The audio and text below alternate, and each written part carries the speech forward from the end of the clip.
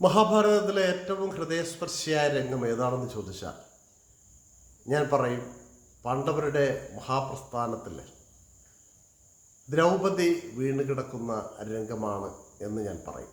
കാരണം ദ്രൗപദി വീഴുമ്പോൾ ഭീമസേനൻ യുധിഷ്ഠിരനോട് ചോദിക്കുന്നുണ്ട്, എന്താണ് ദ്രൗപദി ചെയ്ത പാപം? അപ്പോൾ യുധിഷ്ഠിരൻ പറയുന്നുണ്ട്, അവൾക്കെന്നും ഇഷ്ടം അർജുനനോടായിരുന്നു, മറ്റ് 4 പേരോടും അവൾക്ക് സ്നേഹമേ ഇല്ലായിരുന്നു.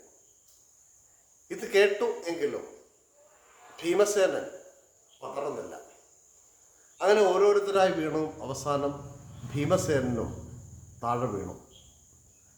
അയാൾ മുട്ടിലിഴഞ്ഞ് ദ്രൗപദിയുടെ അരികിലേക്ക് വരികയാണ്. ദ്രൗപദി മരിച്ചിട്ടില്ല, മരണാസന്നയായി കിടക്കുകയാണ്.